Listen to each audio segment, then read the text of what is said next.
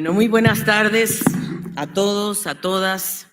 Realmente un honor estar aquí esta tarde y realmente me siento muy emocionada, querido Leonardo Lomelí, querido Eduardo Vega, muy contenta de que esté con nosotros también Catalina de mi facultad original, Catalina Stern, muchas gracias.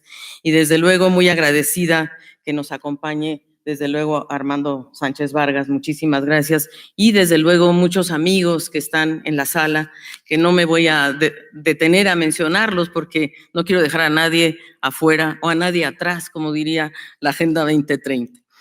Me complace realmente y me honra mucho estar en este auditorio, Narciso Bassols, porque él es el mentor y la semilla de esta Escuela Nacional de Economía, como veníamos conversando ahora, y creo que es un hombre de Estado, fue un hombre de Estado que fue diplomático, jurista, economista, maestro, político, y vivió y murió, y pese a una vida fecunda de altas responsabilidades, se murió sin auto, sin casa, un hombre austero en realidad.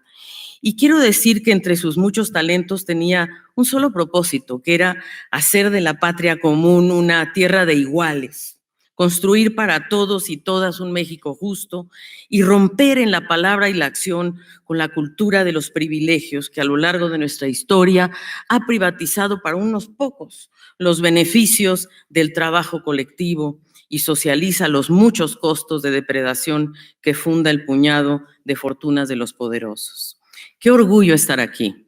Y de eso vengo a hablar justamente el día de hoy.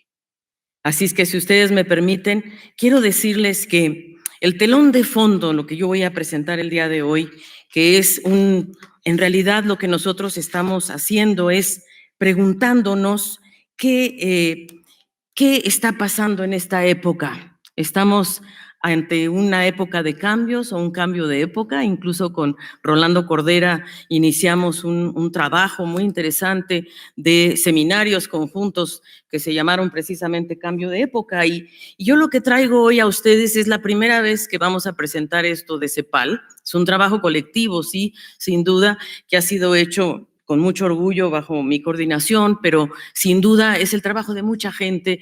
Pero lo que yo vengo es a exponerlo a ustedes y a ponerme en sus manos, porque lo que quiero justamente es recibir la retroalimentación, como lo hemos hecho otras veces, porque el próximo periodo de sesiones de la CEPAL va a ser justamente el próximo año en Costa Rica y queremos llevar esta interpretación estructuralista del modelo de desarrollo. Así es de que me complace mucho estar aquí.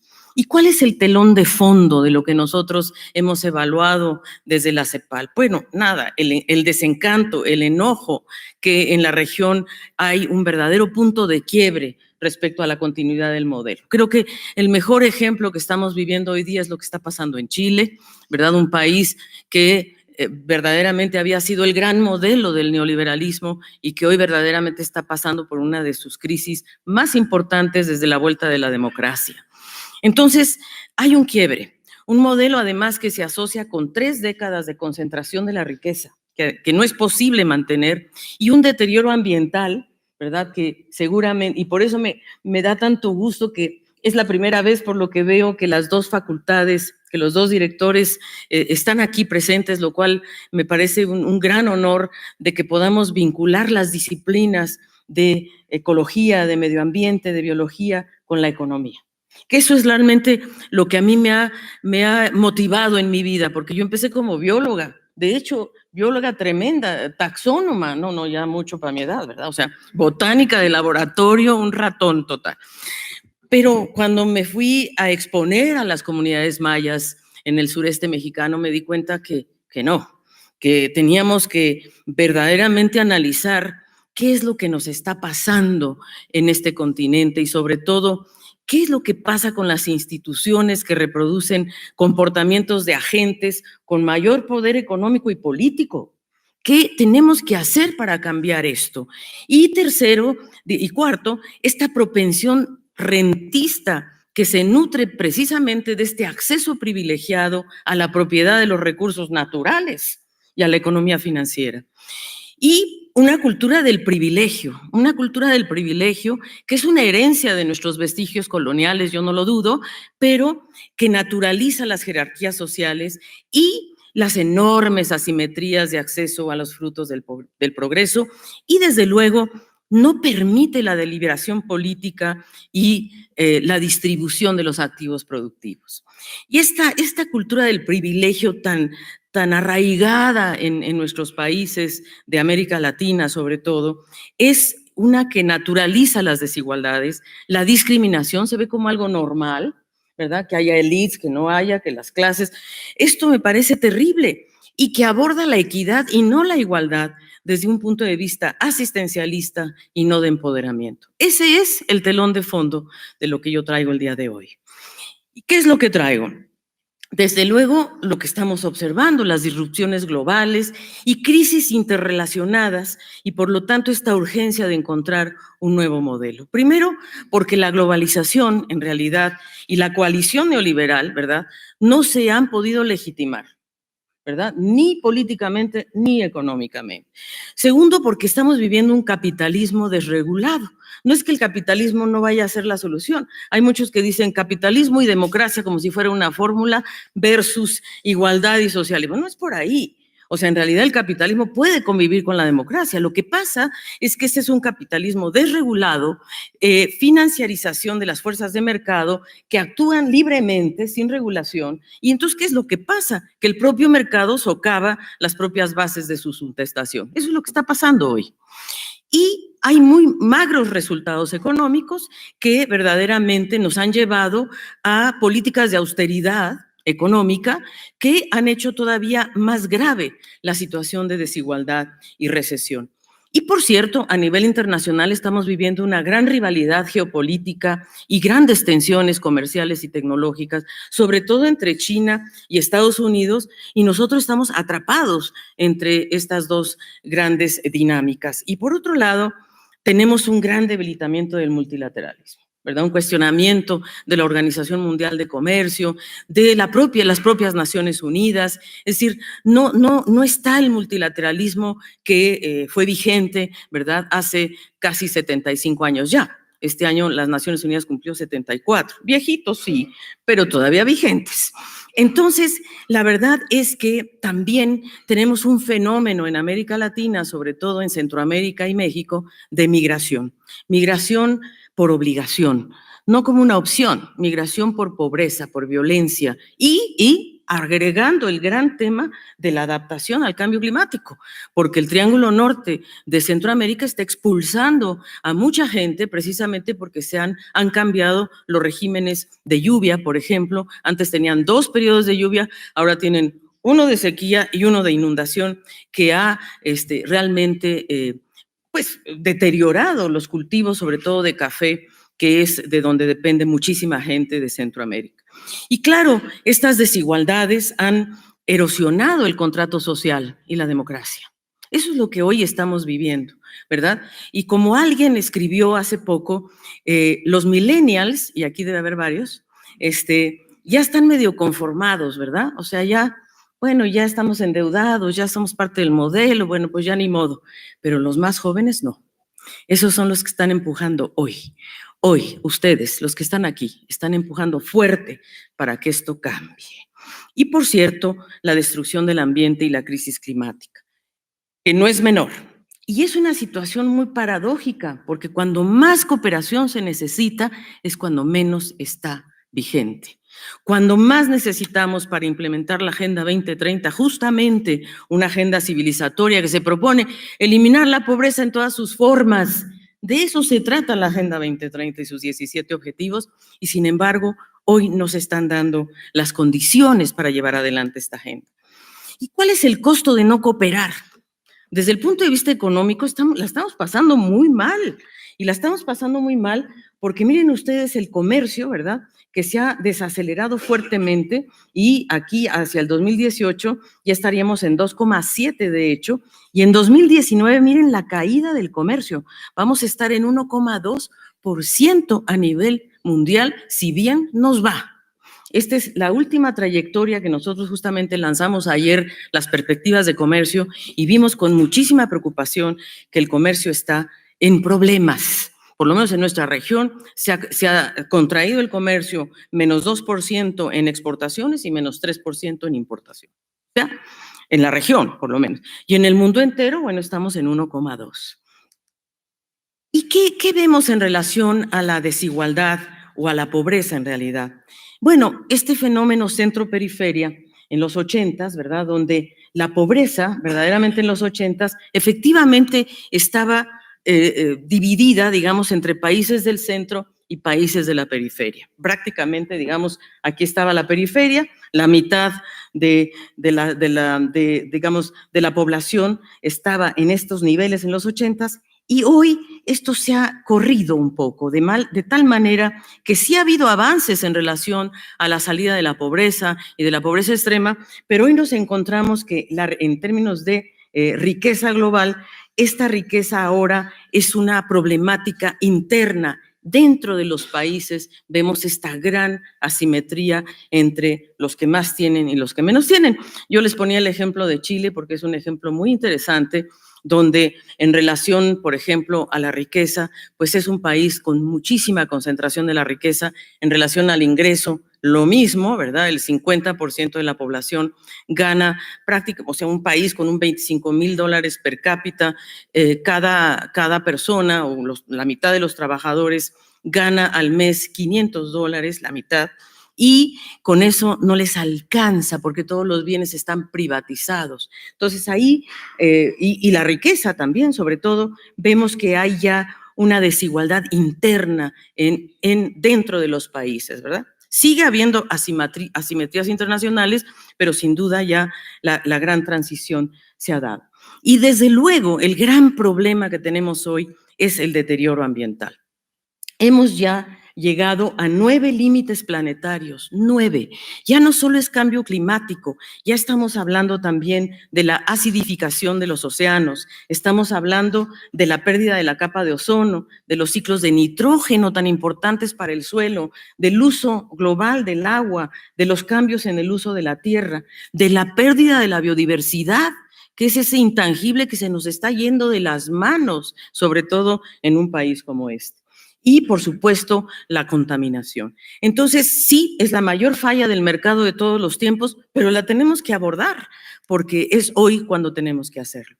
Entonces, en la CEPAL hemos estado pensando cómo podemos lograr un modelo de brechas que realmente nos ayude a encontrar los espacios para generar empleo, porque ese es uno de los grandes temas que la CEPAL ha abordado en sus documentos de desigualdad que Leonardo mencionó y que ahora voy a ponerlos en pantalla. En realidad es el empleo la llave maestra para salir de la desigualdad, lo hemos dicho, pero ¿cómo generamos empleo en una situación como la que estamos atravesando? ¿Cómo reducimos la pobreza? Que todavía hay 185 millones de personas pobres en la región, de los cuales 62 millones están en la pobreza extrema. Tenemos que abordar ese problema.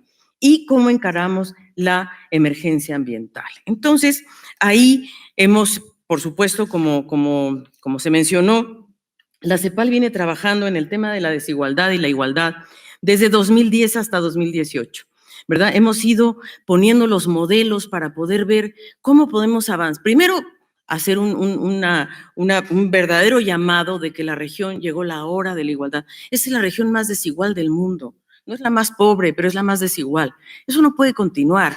Y desde luego, para abordar el tema de la desigualdad, necesitamos un cambio estructural. Nuestra estructura productiva es la gran fábrica de la desigualdad. Con esa heterogeneidad entre la gran empresa y la pequeña y mediana, no podemos continuar.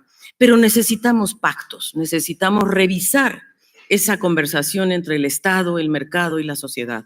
Y, por cierto, nosotros interpelamos cuando surge la Agenda 2030, la CEPAL hizo un documento muy crítico sobre la Agenda 2030 porque en realidad nos parecía que no era una agenda, en realidad era más bien un planteamiento de resultados, más que una ruta. Entonces, ahí analizamos cuáles son los mecanismos para poder implementar esta agenda en el tiempo. Y por último, hicimos otro sobre la ineficiencia de la desigualdad, donde analizamos a fondo cuáles son los costos de la desigualdad. La desigualdad es ineficiente, no solamente es éticamente impresentable, digamos, sino también es ineficiente desde el punto de vista económico. Entonces, hemos posicionado la igualdad como un principio ético irreductible. Hemos dicho que es necesario crecer para igualar e igualar para crecer. De hecho, nuestra oficina en México está haciendo un ejercicio para revisar el salario mínimo en México y ver si podemos lograr que haya igualar para crecer, analizando 6 frentes de expansión para ver si es posible que el salario mínimo más, hoy es de 102 pesos, ¿verdad? Puede realmente tener un incremento que logre igualar para crecer, es decir, potenciar lo que nosotros hemos llamado el consumo masivo, que fue lo que le ayudó a Lula a sacar a muchos millones de brasileños de la pobreza. La comunidad, además, internacional ya lo reconoce, que es necesario verlo de esta forma en la Agenda 2030 y en los ODS. Pero también la igualdad tiene un valor intrínseco, y es lo que hemos dicho. La igualdad es un impulsor del desarrollo, no es el resultado, no es el resultado de crecer para igualar, no. Necesitamos igualar para crecer. Y aquellos países que lo han hecho, como los nórdicos, son los que más sostenibilidad han tenido en su crecimiento, en su desarrollo. Pero también lo que necesitamos es innovación, aumento de la productividad y de la sostenibilidad ambiental. Y por tanto tenemos que enfrentar las 3 grandes crisis de nuestra época, porque ese es el cambio de época. Tenemos 3 crisis. Tenemos la económica, la social y la ambiental. Y las tenemos que resolver esta generación. Entonces, nosotros hemos analizado que la región enfrenta 3 grandes brechas. Una es la del equilibrio externo, la dominancia de la balanza de pagos, que esa es la que siempre nos tiene así. Cómo lograr equilibrar las exportaciones y las importaciones, las 2 elasticidades, cómo lograr el equilibrio externo. ¿Cómo lograr el equilibrio social? Ahorita vamos a ver qué significa lograr el equilibrio social y cómo llegar al equilibrio ambiental. ¿Y cuáles son las tasas de crecimiento que se requerirían para alcanzar estos equilibrios? Y, desde luego, si pudiéramos, en cierta forma, lograr una convergencia entre los 3 equilibrios. Esa es la pregunta que la CEPAL hoy se está haciendo. Y digo la CEPAL porque es toda la institución. Entonces, por equilibrio externo, en realidad es esa tasa de crecimiento con equilibrio externo, que es ese crecimiento que no aumenta el endeudamiento externo con relación al PIB a lo largo del tiempo y que determina un techo que puede ser mantenido. Depende del crecimiento del centro. Por eso es una visión estructuralista, porque estamos hablando del centro y la periferia. Nosotros en la periferia tenemos este gran problema del desequilibrio de la balanza de pagos, nuestro gran problema del desequilibrio externo. Entonces, nosotros dependemos del centro porque dependemos de que aumente la demanda de las importaciones desde la periferia. Y también porque depende de la competitividad auténtica, que eso solo se logra, como dijo Feinsilber muy bien, con un verdadero cambio estructural y progreso técnico. La competitividad espuria es la que se basa en la extracción de los recursos naturales y en el pago mínimo a los trabajadores, la explotación humana y la explotación de los recursos naturales. Esa es la competitividad espuria. Nosotros buscamos la competitividad auténtica, que es aquella que tiene que asociarse a un cambio estructural y a un progreso técnico que debe ser definido, como decía, con las elasticidades que de ingreso de las exportaciones y las importaciones. Entonces, ese techo no puede ser alcanzado por algunos países con baja integración productiva. Eso es un hecho, ¿verdad? Porque hay una ausencia de cadenas de valor que impide que las exportaciones arrastren el crecimiento y el empleo. Eso le está pasando a México. Las exportaciones de México han aumentado a Estados Unidos 6.2% y sin embargo no arrastran al resto de la economía, ¿verdad? Ese es un tema. Entonces ahí hay que pensar, jóvenes, cómo vamos a ir logrando esto. Y también porque nuestra estructura productiva solo permite una tasa de crecimiento con equilibrio externo muy pequeña. Este cuadro es el resultado de un trabajo de dos colegas de CEPAL, de Martina Vélez y Gabriel y de Cherkassky, que lo que analizan es por cada punto de crecimiento del centro, ¿verdad? ¿Cuánto puede crecer, por ejemplo, Asia desarrollada? Bueno, Asia podría crecer 2,1 por cada punto de crecimiento del centro. Asia podría crecer 2,1, el sudeste asiático 1,6, América del Sur solo 0,7 y México 1,2. Es decir, estamos, ¿verdad?, con este problema de que no tenemos un balance entre las elasticidades de ingreso-exportaciones y de ingreso-importaciones. El equilibrio social es aquel que se logra cuando podemos reducir la heterogeneidad estructural, ¿verdad? Podemos encadenar a las grandes empresas con la pequeña y mediana y realmente absorber el desempleo y el subempleo de la periferia. Y ese es un tema, cómo disminuir la desigualdad y consolidar la estabilidad de la democracia política con empleo. Y parte de la desigualdad o de la reducción de la desigualdad se logra con políticas sociales, pero el crecimiento es clave. No podemos abandonar el crecimiento, eso es un hecho. Pero no cualquier crecimiento ni a cualquier costo, ese es el punto. Y desde luego la tasa debe de ser aproximadamente del 4%. Eso es nuestra assumption, esa es nuestra, vamos a decir, nuestro punto de partida es que requerimos 4% para que realmente haya mejoras en la distribución del ingreso y políticas sociales, ¿eh? Entonces, por ahí anda, ¿verdad? Bueno, o sea, coincidimos. Bien, más o menos, pero 4%. Nuestra región debería crecer al 4%. ¿Para poder qué? Pues para poder abatir esta pobreza que yo les decía, ¿no? Es decir, estamos en 29,6 de pobreza y 10,2 de pobreza extrema, 185, 62, y para poder realmente avanzar en el tema de la desigualdad. Hemos avanzado, ¿eh? Es decir, la región no había tenido avances en la desigualdad en su historia. Comenzamos a tener avances en la desigualdad, cambiamos el paradigma en 2002 con los gobiernos progresistas de Sudamérica. Yo lo tengo que decir con todas sus letras, porque así fue. Los gobiernos de Sudamérica cambiaron el paradigma de la desigualdad en la década de los 2000. Y eso fue muy importante para lograr grandes avances en la mejoría del coeficiente de Gini, que estamos hablando de desigualdad de ingresos sobre todo. Bien, esto es entonces lo que nosotros en CEPAL hemos tratado de investigar. ¿Cómo logramos abatir la pobreza?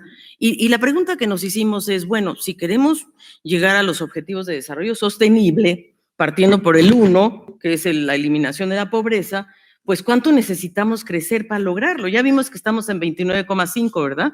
Ya vimos que estamos en un nivel muy alto de pobreza. Entonces, si nosotros queremos bajar la pobreza, por ejemplo, a 24,8, ¿verdad? Aquí, ¿dónde está? Aquí. Necesitamos por lo menos, aunque no, sí, a 24,8, de 29 a 24,8, necesitaríamos crecer al 2% sin cambio distributivo, ¿verdad? Sin haber hecho nada con el Gini. Pero si queremos ir un poquito más y queremos llegar al 21,6, entonces tenemos que reducir el Gini medio punto porcentual por año y crecer al 2. Y si queremos todavía bajarlo más, la pobreza, entonces tenemos que crecer al 4%, eso es lo que estamos diciendo, sin cambio distributivo. Ahora, si lo hacemos con cambio distributivo, podemos llevar al 14%, que esa es la meta del objetivo 1, es reducir a la mitad la pobreza y eliminar la pobreza extrema. Entonces, aquí entonces tenemos 4 escenarios, 2 con un crecimiento del 2%, 2 con el 4%, 1 con cambio, los dos, ¿verdad? Sin y con cambio distributivo de medio punto del Gini por año. Y lo mismo sucede con la pobreza extrema. Podríamos llegar de 8,5, estamos en 10,2.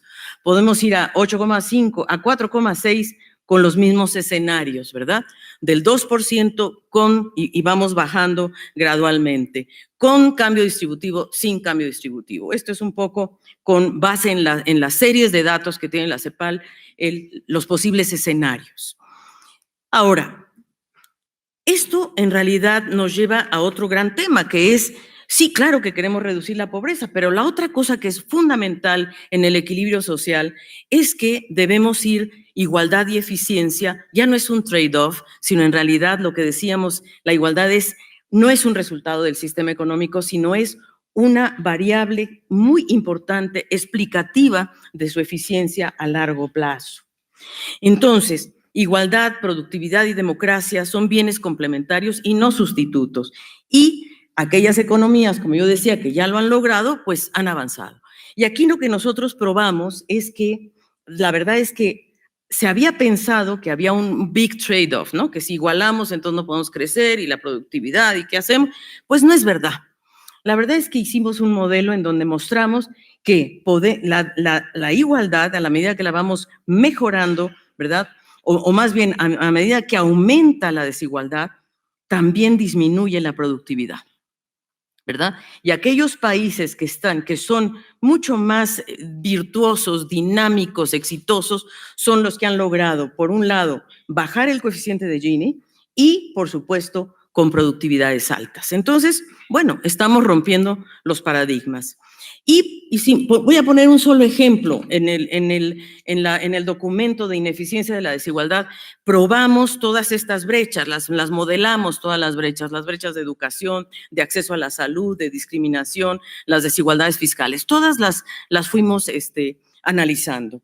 Y, por cierto, las desigualdades fiscales. Entonces, aquí hay solo un ejemplo que quería yo traerles, que cuál es el costo de no acceder a la educación.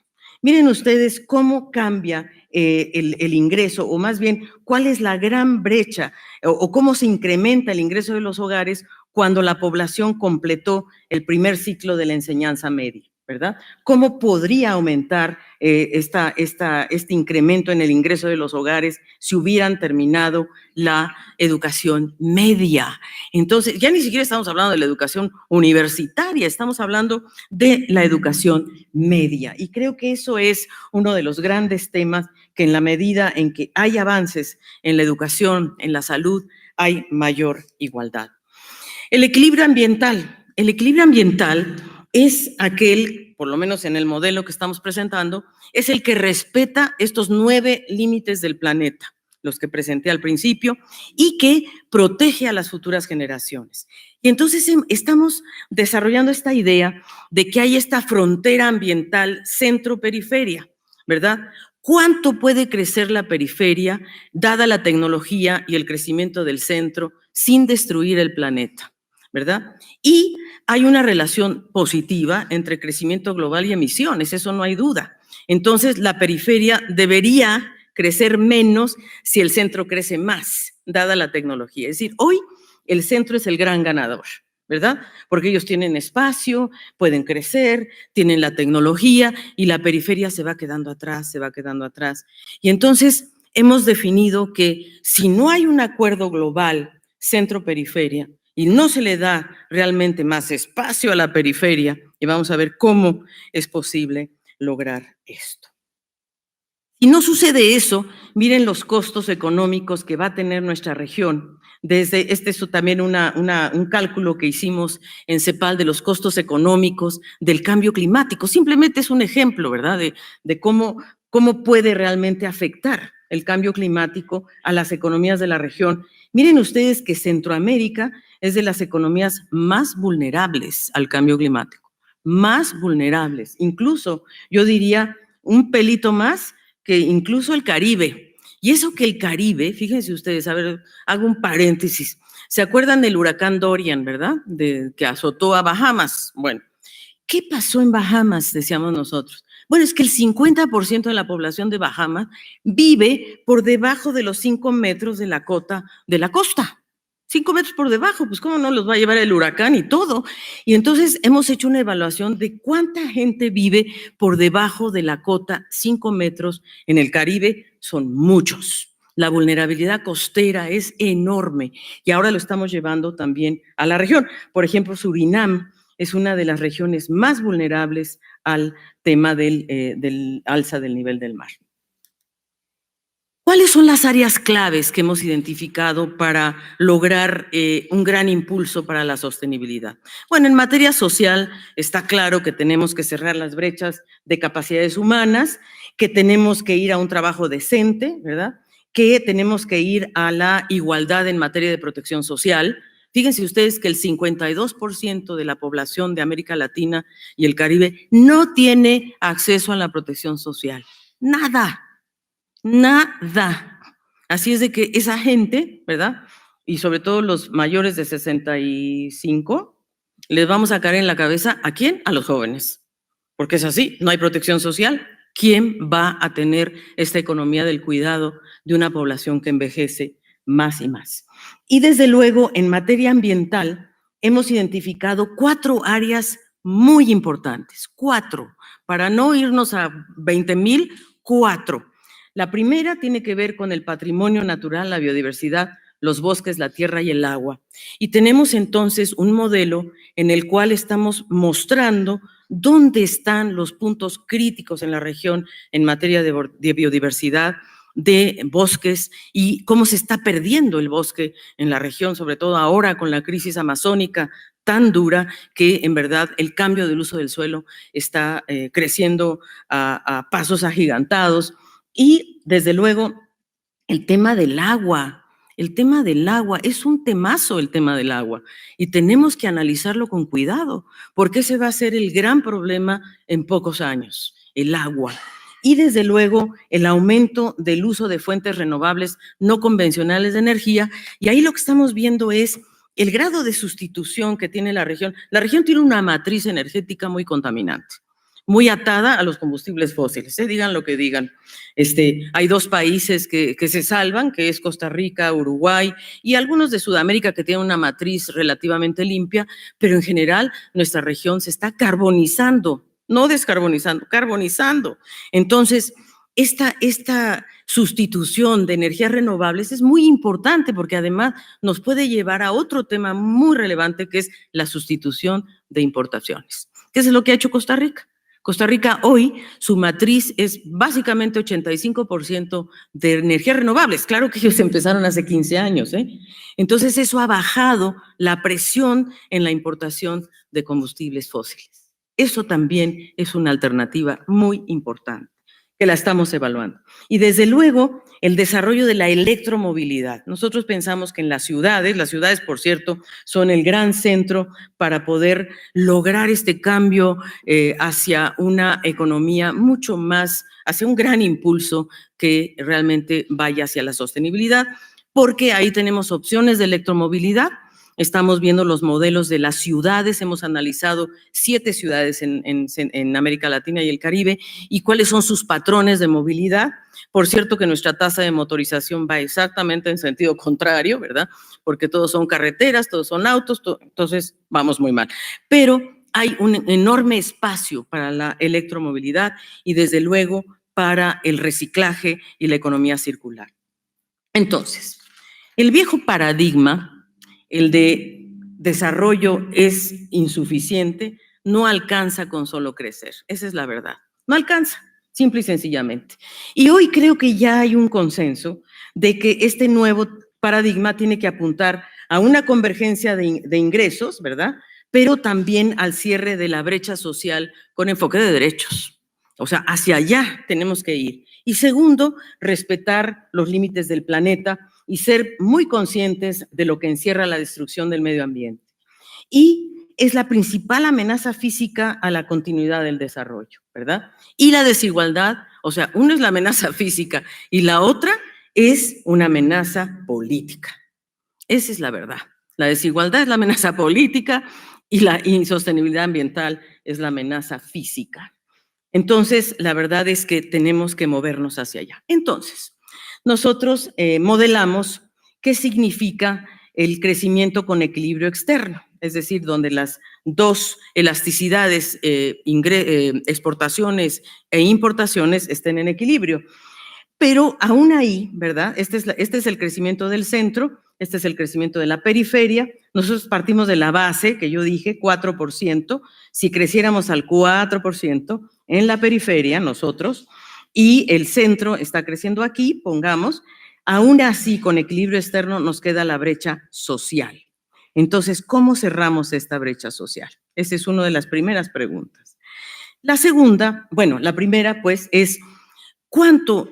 Los componentes, la segunda brecha que vamos a analizar es la brecha de la sostenibilidad centro-periferia. Y ahí tenemos que hay condicionantes muy importantes que determinan si la periferia puede o no crecer más. El Gran Acuerdo de París, en el fondo, está determinando si vamos a poder crecer más o no, en realidad. Y cuanto más crece el centro, ceteris paribus, por supuesto, menor es el espacio disponible para la periferia. Y cuanto mayor es la tasa de progreso técnico en el centro, a favor de procesos y productos menos contaminantes, también es menor el espacio, porque nos van a imponer medidas comerciales, ¿verdad? O medidas políticas multilaterales, van a castigarnos, ¿verdad? A partir de bienes y servicios ambientales. Y eso es lo que muchos negociadores de comercio le tienen miedo al medio ambiente por ello, porque saben que puede venir verdaderamente un proteccionismo muy fuerte. Y entonces, ¿qué necesitamos? Pues una mayor velocidad de difusión de innovaciones hacia la periferia y una mayor tasa de innovación ambiental. Entonces ahí podríamos aumentar el espacio. Vamos a ver cómo.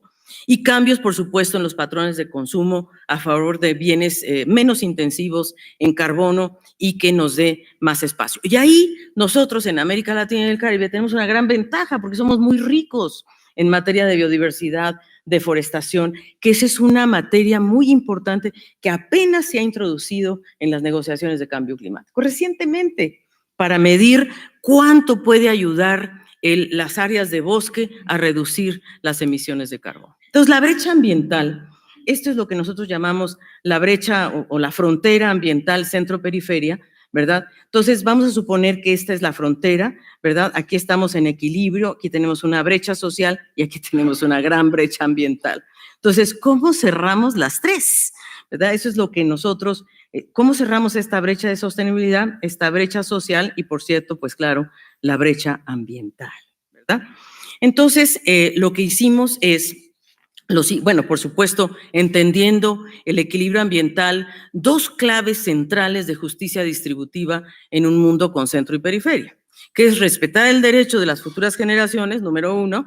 Número dos, reconocer que los países desarrollados ya explotaron los recursos, la deuda histórica famosa, que es este principio de responsabilidades comunes, pero diferenciadas. O sea, ¿por qué nos quieren volver a llevar al mismo plano de partida cuando los países desarrollados tienen una responsabilidad histórica? Y nosotros tenemos que movernos más rápido en el aprendizaje tecnológico y reducir estas brechas con cambios de patrones de consumo y de producción. Entonces, el escenario 1 que nosotros nos trazamos es cuando el líder tecnológico, el centro, se queda con todo, ¿verdad? Ganó, el centro ganó. Entonces, el centro mejora verdaderamente, o sea, el centro aumenta sus brechas de productividad y tecnología con relación a la periferia, porque aumentan las brechas entre nosotros, miren cómo, ¿verdad? Y después ellos en realidad logran un cambio técnico que les permite avanzar en su frontera ambiental, a ellos, ¿verdad? Y a nosotros esto nos castiga porque el equilibrio externo se nos cae, ¿verdad? Mientras más crece el centro, mientras más se desarrolla tecnológicamente, nuestro desequilibrio aumenta. Y por supuesto, bueno, qué decir de la brecha A más B, que es la brecha social. Entonces, si el centro gana y el rezago de la periferia, con restricciones ambientales en el comercio, con cambios y sin cambios en realidad, porque los cambios lo harían los del centro a favor de bienes y servicios ambientales y nos pondrían a nosotros una serie de restricciones. ¿Y qué hacemos si nuestra tasa de crecimiento cae, verdad? Porque vamos a ser importadores mucho más fuerte de lo que éramos antes.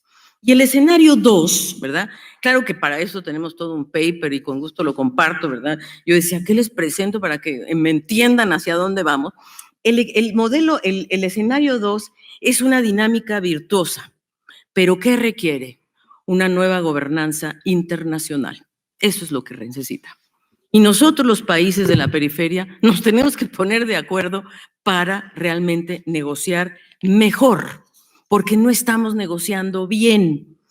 Entonces, nosotros necesitamos hacer esfuerzos tecnológicos hacia tecnologías menos contaminantes, pero también necesitamos cambiar las reglas de comercio.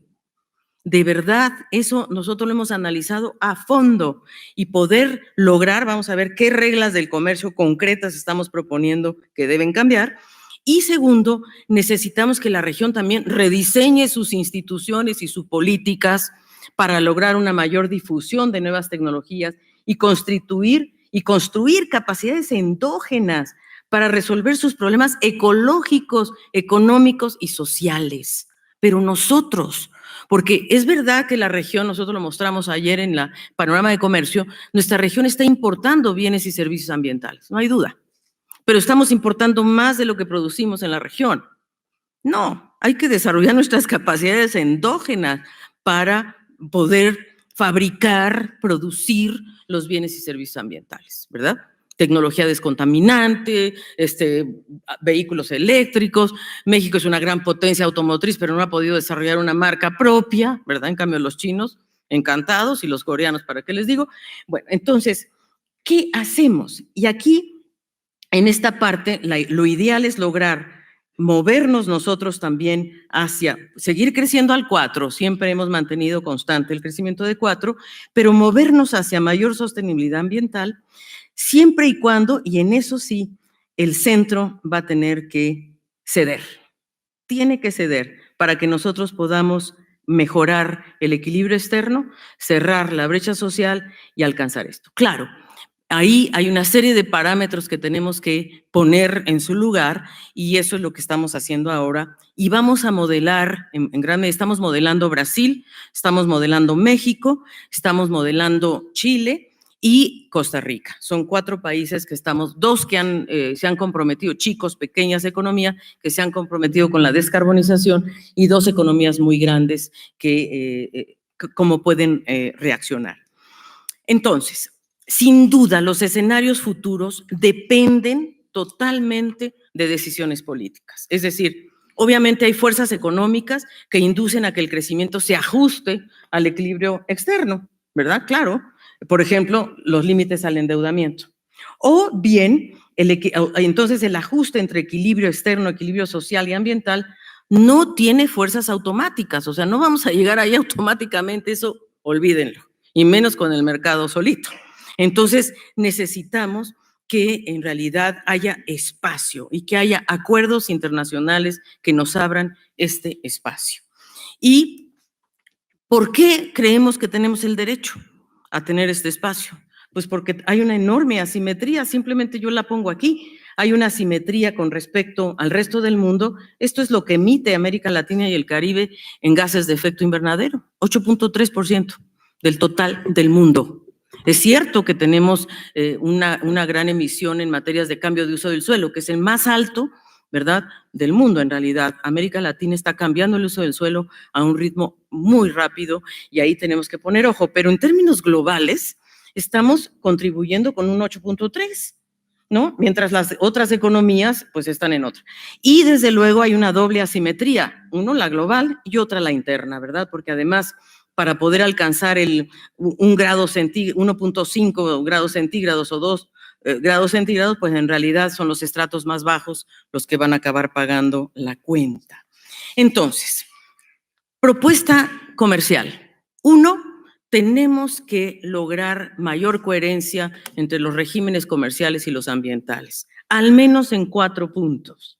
Uno que ya está muy avanzado en la OMC, que es el tema de los subsidios pesqueros, ¿verdad? Ya ustedes salen al mar y lo único que pueden pescar es plástico, porque ya no hay pescados, ¿verdad?